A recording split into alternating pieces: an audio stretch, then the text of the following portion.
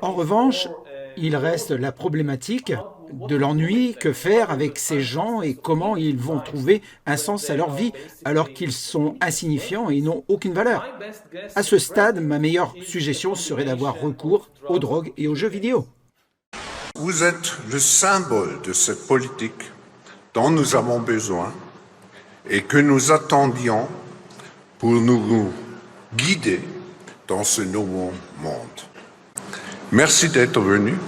Vous êtes un habitué de Davos. Merci d'être venu jusqu'à nous aujourd'hui. Nous vous en sommes reconnaissants de partager avec nous vos perspectives. Monsieur le Président de la République.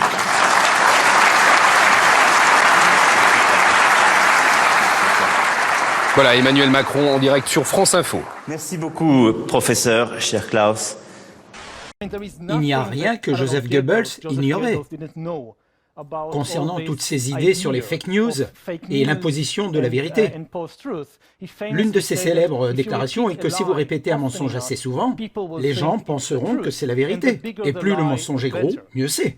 Car ça ne viendra pas à l'esprit des gens que quelque chose de si gros puisse être un mensonge. Et je pense que les fake news nous entourent depuis des milliers d'années. Prenez la Bible. Une des options mentionnées par certaines personnes est que seule une catastrophe pourrait ébranler l'humanité et ouvrir la voie vers un véritable système de gouvernance mondiale. Et ils disent qu'on ne peut pas le faire avant la catastrophe. Mais nous devons commencer à poser les fondations, afin que lorsque le désastre se produit, nous puissions réagir rapidement. Et le Covid est capital parce que c'est ce qui convainc les gens d'accepter. C'est ce qui légitime la surveillance biométrique totale. Si on veut stopper cette épidémie, nous ne devons pas juste surveiller les gens. Nous devons surveiller ce qui se passe à l'intérieur d'eux, sous leur peau. Ce que nous avons vu jusqu'à présent, c'est des corporations et des gouvernements collecter des données de nos déplacements, des gens que l'on rencontre, des films que l'on regarde. La prochaine étape, c'est la surveillance qui va entrer dans notre corps. Nous voyons à présent des systèmes de surveillance de masse mis en place même dans les pays démocratiques qui jusque-là les avaient rejetés. Et nous voyons aussi un changement dans la nature de la surveillance. Avant, la surveillance était principalement hors du corps. Maintenant, elle rentre dans le corps. Les gouvernements ne veulent plus seulement savoir où on va ou qui on rencontre. Par-dessus tout, ils veulent savoir ce qui se passe dans notre corps. Quelle est notre température corporelle? Quelle est notre pression sanguine? Quel est notre état de santé? Maintenant, les humains sont en train de développer des pouvoirs encore plus grands que jamais auparavant. Nous sommes réellement en train d'acquérir des pouvoirs divins, de construction et de destruction. Nous sommes vraiment en train d'améliorer les humains en Dieu. Nous avons besoin, par exemple, de pouvoir réécrire le code du vivant. Les humains sont maintenant des animaux que l'on peut pirater. Vous savez, toute l'idée que les humains ont cette âme, cet esprit, et qu'ils ont le libre arbitre, et personne ne sait ce qui se passe à l'intérieur de moi. Donc l'idée que quoi que je choisisse aux élections ou au supermarché, ce serait mon libre arbitre, c'est fini. Je veux dire, toutes ces histoires à propos de Jésus ressuscité des morts et fils de Dieu, c'est des fake news. Je sais que ces dernières années, nous avons vu des politiciens populistes saper volontairement la confiance que les gens ont dans des institutions importantes, comme les universités ou les médias respectables de la presse. Ces politiciens populistes ont dit aux gens que, par exemple, des scientifiques sont une petite élite. De puissance de calcul pour hacker les êtres humains. Vous savez, on discute beaucoup du hackage des ordinateurs, comme les Russes ont hacké les ordinateurs d'Hillary Clinton. Mais ce qui se passe réellement, c'est que nous essayons de hacker les êtres humains. Et comme on a entendu ici précédemment, sur ce plateau, c'est que finalement, les êtres humains ne sont que des algorithmes biochimiques. Et si vous avez suffisamment de données, et si vous avez suffisamment de puissance de calcul, vous pouvez hacker les algorithmes humains. Et à ce moment-là, vous pouvez contrôler et manipuler les gens d'une manière que même Staline et Hitler et les grands dictateurs du XXe siècle n'auraient pas pu imaginer. Ce débat sur la vie privée par rapport à la sécurité se trouve dans toute civilisation que l'on peut citer.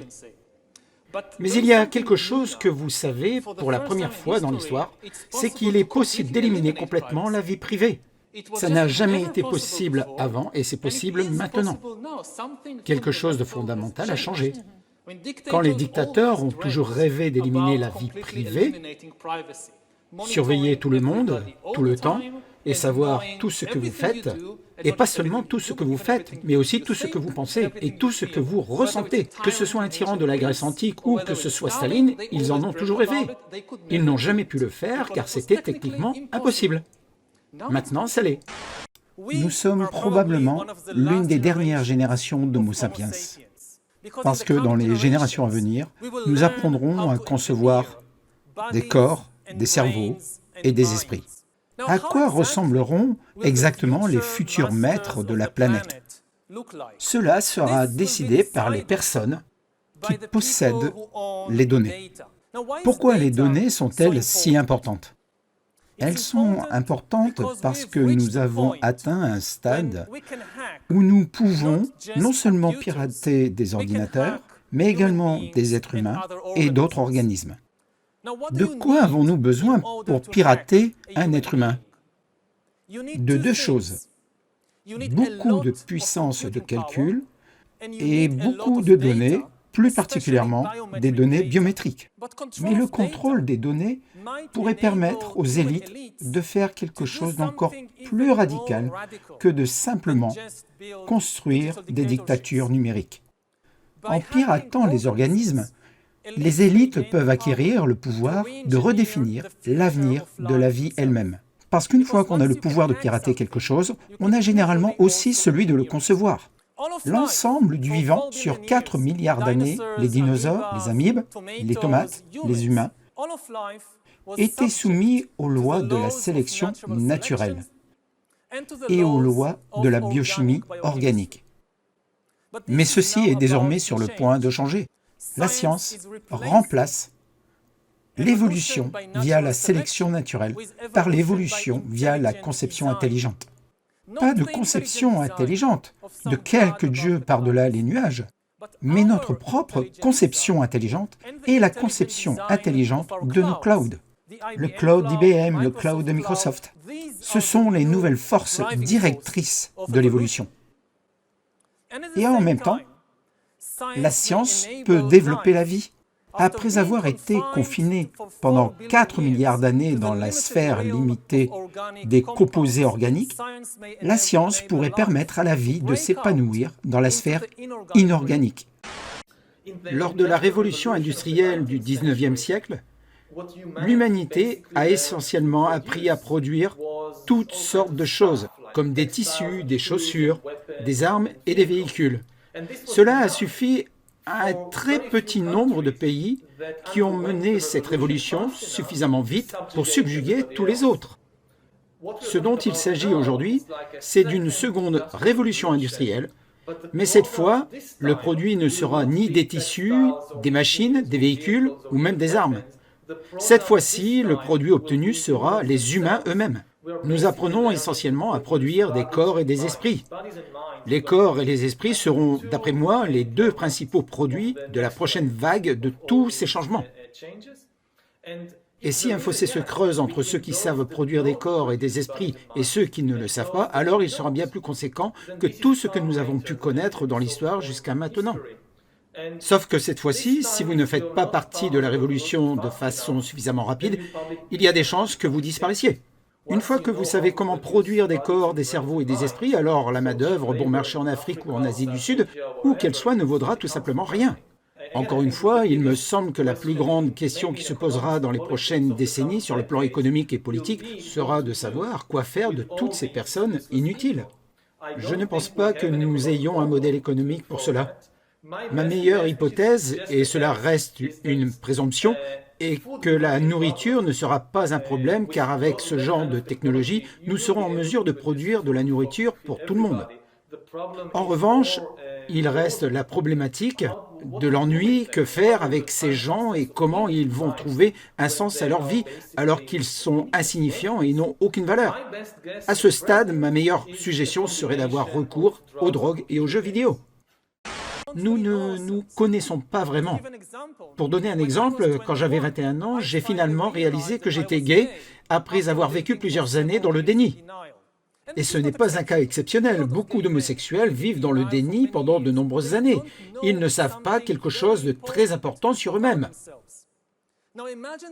Maintenant, imaginez la situation dans 10 ou 20 ans où un algorithme pourra dire à n'importe quel adolescent exactement où il se trouve, sur le spectre gay, hétéro, et même à quel point cette position est malléable. Et la grande question politique et économique du XXIe siècle sera de savoir pour quelles raisons avons-nous besoin des humains, ou du moins pour quelles raisons avons-nous besoin de tant d'humains. Vous avez une réponse à ça? Actuellement, nous estimons que le mieux est de faire en sorte qu'ils soient heureux avec des médicaments et des jeux sur ordinateur. Nous appelons ça le métaverse. Qu'est-ce que vous faites ici? Ou du moins, pourquoi avons-nous besoin de tant d'humains? Ce qui fait de vous une classe inutile. Quand je dis que ce sont des humains inutiles, ce n'est pas du point de vue de la mère, de la femme, du fils. Ou du moins, pourquoi avons-nous besoin de tant d'humains? Premièrement, nous avons la population. Le monde compte actuellement 6,8 milliards d'êtres humains et on est en route vers les 9 milliards. Maintenant, si nous faisons un très bon travail sur les nouveaux vaccins, les soins de santé, les services de santé reproductive, nous pourrions réduire cela de peut-être 10 à 15%. Ou du moins, pourquoi avons-nous besoin de tant d'humains? Oubliez le complot. Écoutez nos agences gouvernementales, ils disent la vérité. Il n'y a pas de complot ici. Faites votre putain de vaccin. Merci, docteur. Vous êtes le symbole de cette politique dont nous avons besoin et que nous attendions pour nous guider dans ce nouveau monde. Merci d'être venu. Vous êtes un habitué de Davos. Merci d'être venu.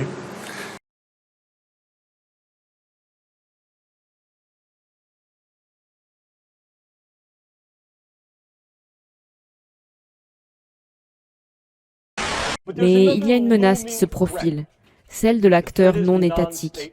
La menace est la nation virtuelle qui établit sa souveraineté au sein d'une souveraineté, afin de pouvoir dire « nous sommes immunisés ou insensibles à vos lois et règlements », essentiellement une diaspora possiblement destructrice.